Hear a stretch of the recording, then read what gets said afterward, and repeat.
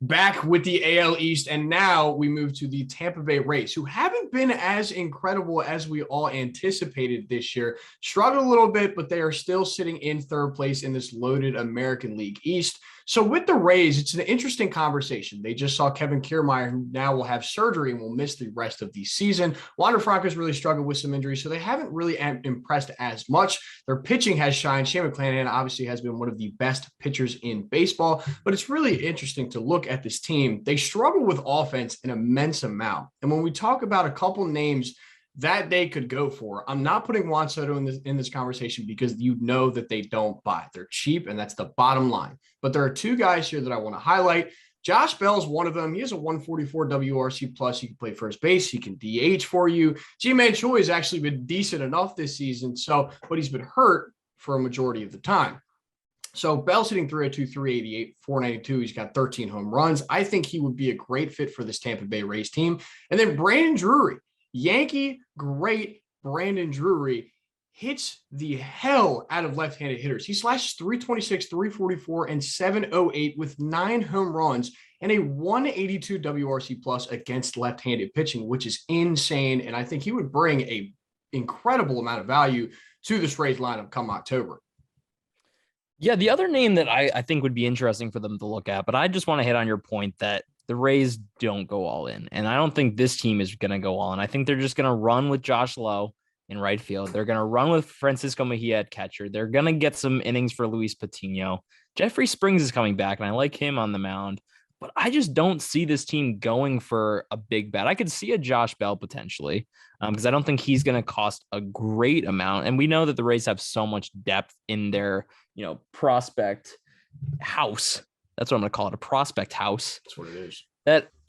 But Isaac Paredes, Isaac, if that's how you say it. I mean, that's not a guy that you need starting at third base for a playoff team or even a World Series team. Hey, I'm going to ask you to slow down. Okay, that's the Yankee killer right there. He is a Yankee killer. But the other guy I wanted to bring up real quick before I said, Sean Murphy could be a name to look at as a guy that has, some long-term control and could be a guy that they want to acquire for this season, but also moving into next season. But I still think they're just going to let Francisco Mejia get his run out and see if he can, kind of lock down that catching position. Yeah, the rumors right now are that the Guardians, Mets, and the Rays are in on Sean Murphy. And like you said, they don't buy, they don't go after. But then again, Zunino, this is his last year on contract. He'll be a free agent after the season. Same thing with Kiermaier. So it's an interesting conversation with Sean Murphy because of how much he's controllable.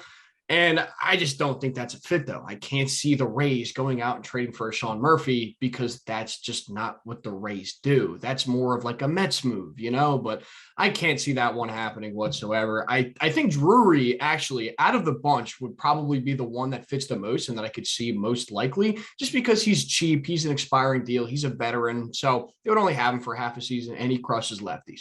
So I think he'd be perfect for this lineup. And then moving on to the last section of this, do the Rays need starting pitching? It's an interesting conversation because there's a couple names here that I do want to shout out. Castillo, we've talked about a bunch. We just talked about Pablo Lopez, Frankie Montas, Tyler Mahle, and Noah Syndergaard, who's on that $21 million contract with the Los Angeles Angels, but honestly is a guy that I could see fit here because he's getting paid $21 million, but he'll be a free agent after the season. So I wouldn't be surprised if Tampa Bay just ate that contract for the rest of the year, see if they can unlock him a little bit, maybe get him in that workhouse with the rest of this Tampa Bay pitchers because we know how great that rotation can be. So I don't know if they add a starter. Again, it's kind of the same thing with the bats. I don't think they add here. Yeah, I don't think that they would even take on a Syndergaard contract unless the Angels ate some of that.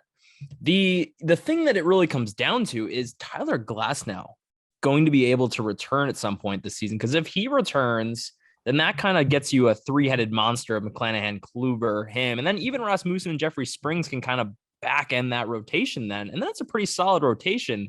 But I'm just not sure that they're going to pay to get a Luis Castillo and have him for next year when you can kind of just play out this season, see what you want to do in the off season.